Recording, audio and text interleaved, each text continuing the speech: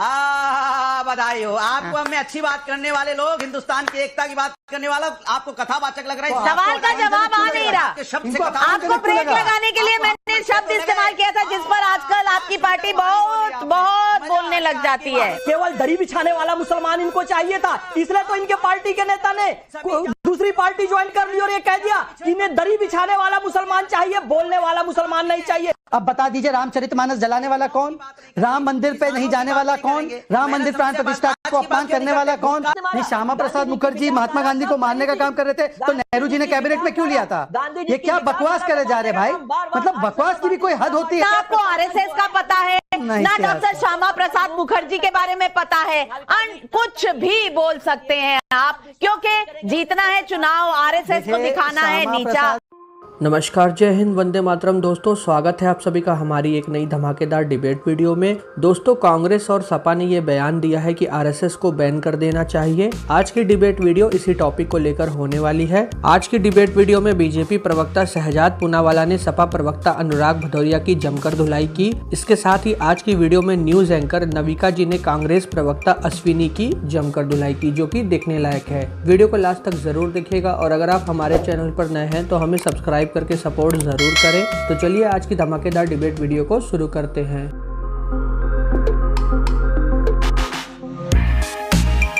और अनुराग भदौरिया जी, वो एक बात और भी पूछनी थी।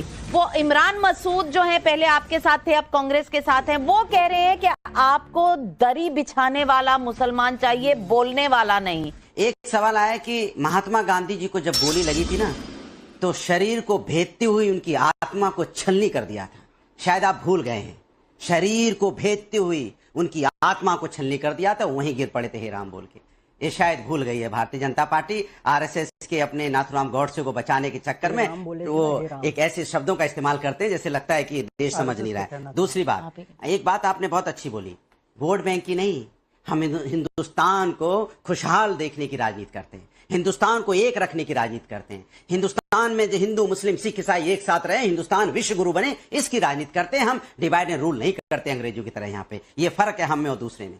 दूसरी, भारतीय जनता पार्टी के जो आरएसएस के दत्तात्रेय साहब ने क्या कहा, आप यहाँ हमारे संविधान से समाजवाद और सेकुलर वर्ड हटाने की वकालत कर रहे हैं। वो समाजवाद जो सामाजिक न्याय की बात करता हो, वो आप नहीं चाहते कि किसानों की इनकम दुगुनी हो, किसान भी पैरों पे खड़ा हो, इमरान मसूद समाजवाद हो, वो भी आके यहाँ 5 स्टार होटल में रहे, वो दिल्ली में आराम से अपने बच्चों को पढ़ा सके।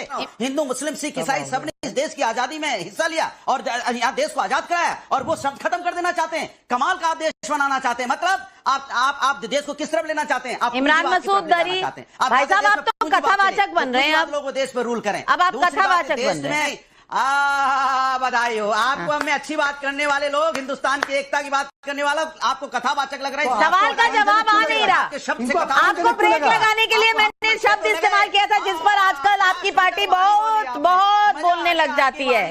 कौन कितना ले रहा है, क्या कर रहा है, वो सब कुछ आपके पास लेखा जोखा है, लेकिन जवाब नहीं है। और मैं बताऊं, इन लोगों ने मुसलमानों को वोट बैंक समझा, काट की कुर्सी समझा, इंसान नहीं समझा जीता जागता, केवल और केवल वस्तु समझा। केवल दरी बिछाने वाला मुसलमान इनको चाहिए था, इसलिए तो इनके पार्टी के नेता ने दूसरी पार्टी ज्वाइन कर ली और ये कह दिया कि इन्हें दरी बिछाने वाला मुसलमान चाहिए, बोलने वाला मुसलमान नहीं चाहिए।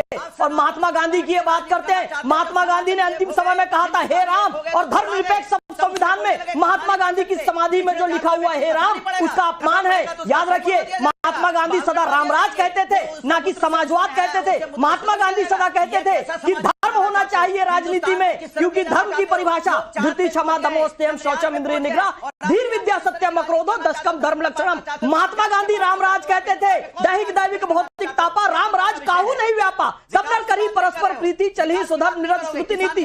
और 26 नवंबर 1949 मिति मार्ग शीर्ष शुक्ल सप्तमी 2006 विक्रमी को हमने इस संविधान को अधिनियमित अंगीकृत आत्मार्पित किया था।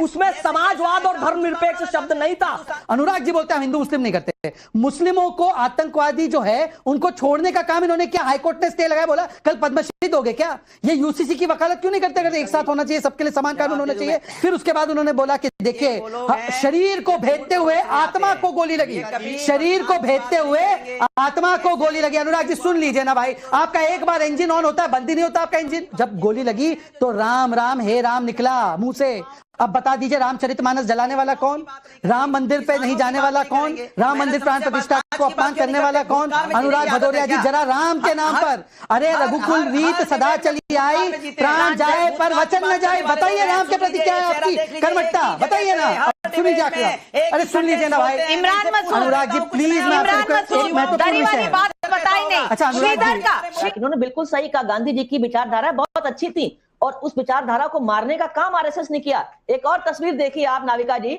इसमें गांधी जी हैं, गांधी जी के साथ हमारे देश के बागी फ्रीडम फाइटर्स हैं और ये 1945 की तस्वीर है जिसमें मारने का काम श्यामा प्रसाद मुखर्जी और वीर सावरकर कर रहे हैं। तो गांधी जी की आत्मा का भी आत्मा को भी मारा गया, गांधी जी को मारा गया और आरएसएस ने मारा। श्यामा प्रसाद मुखर्जी महात्मा गांधी को मारने का काम कर रहे थे तो नेहरू जी ने कैबिनेट में क्यों लिया था? ये क्या बकवास करे जा रहे भाई, मतलब बकवास की भी कोई हद होती है। शहजाद पूनावाला ने सही सवाल उठाया है, पूछ रहे हैं कि श्यामा प्रसाद मुखर्जी ऐसा कर रहे थे तो नेहरू जी ने उन्हें कैबिनेट में क्यों लिया? ये तस्वीर है 1945 की एक मैगजीन जो इनके समर्थक की था, उसको छोड़ दिया। मैं आपको आज चलिए उसको छोड़ दीजिए ना, यानी कि गलती कबूल हो गई ना।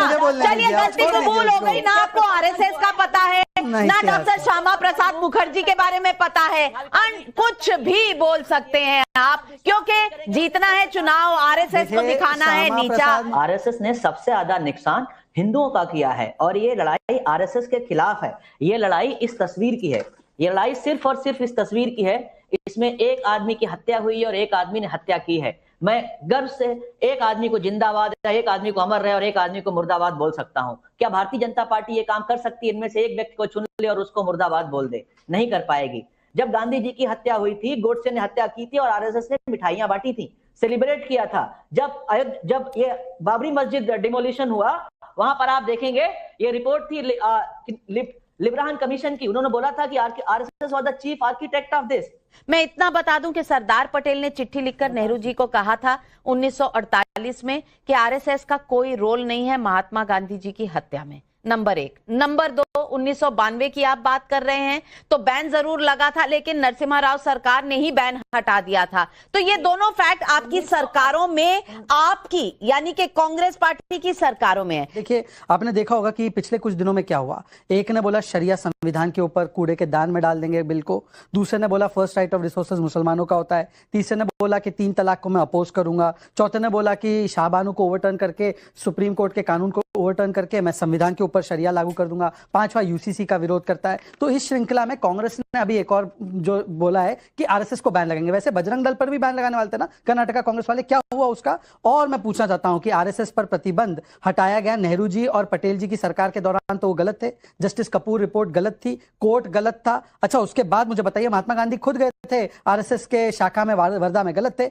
जेपी नारायण ने आरएसएस की प्रशंसा की थी, गलत थे। शास्त्री जी ने प्रशंसा की थी, गलत थे। Pranab Mukherjee president of India जो आपके बड़े नेता थे वो गए थे हेडक्वार्टर पर, वो गलत थे। केटी थॉमस सुप्रीम कोर्ट के जज गलत थे। अब मैं आखिरी में आना चाहता हूं, अश्विनी जी वो तस्वीर दिखाना, एक बार तस्वीर दिखाना, मेरी बात मुझे कंप्लीट करने दीजिए। तस्वीर पर एक व्यक्ति है जिसने महात्मा गांधी के शरीर को मारा, मैं उसका खंडन करता हूं, पर महात्मा गांधी की आत्मा राम राज्य थी, गौरक्षा थी, जिसको रोज गांधी परिवार मारता है। गांधी परिवार को गांधी जी ने बोला था कि कांग्रेस नाम की दुकान बंद कर देना। अब आप बोलिए गांधी की आत्मा को मारने वाले को मुर्दाबाद, आप बोलिए गांधी की आत्मा को मारने वाले को मुर्दाबाद, गांधी के शरीर को मारने वाले का मैं मुर्दाबाद करता हूं। अश्विनी जी मैंने बीच में नहीं बोला। अश्विनी जी उस तस्वीर में एक गांधी के शरीर को मारने वाला, मैं कहता हूं मुर्दाबाद। एक गांधी की आत्मा को आज भी मार रहा है, उसको आप बोलो ना मुर्दाबाद। नहीं बोलेंगे मुर्दाबाद। 2013 में क्या दही जम गया था क्या जब सपोर्ट किया था? अरे आप छोड़ दीजिए, आपका क्या क्या जम गया था, क्या नहीं जमा था, मैं सब जानता हूं कि आप जो है संविधान को तार तार करने के लिए आप इक्वालिटी की बात करते हैं। तो बताइए कि अरे गांधी के साथ तो उस कार्टून को बनाने वाले को गिरफ्तार किया कि नहीं नेहरू जी ने? नेहरू जी की सरकार थी मान्यवर, नेहरू जी की सरकार में गांधी जी को गोली मारी गई। नेहरू जी की सरकार पर इन्वेस्टिगेशन होना चाहिए, नेहरू जी की सरकार पर इन्वेस्टिगेशन होना चाहिए कि कैसे महात्मा गांधी को गोली लगी, कैसे महात्मा गांधी को थ्रेट के बाद गोलियां मारी गई। आप बताइए ना, महात्मा गांधी की हत्या में उस समय की सरकार कैसे जिम्मेदार थी कि नहीं थी? और आखिरी बात देखिए अश्विनी जी, अब ये तो आपने देख लिया, शहजाद पूनावाला ने यहाँ गोडसे मुर्दाबाद कह दिया है। अब आप ये बताइए कि जो आप चैलेंज थ्रो कर रहे थे वो चैलेंज गांधी जी के विचारों को मारने वाले महात्मा गांधी के विचार थे राम राज्य, पटेल के बारे में सोच लीजिए, क्या सरदार पटेल के बारे में सोच लीजिए, नेहरू जी के बारे में सोच लीजिए कि क्यों रिपब्लिक डे पर आरएसएस के कार्यकर्ताओं को बुलाया। वोट बैंक ऐसी चीज है जिसमें सब तिलमिला जाते हैं।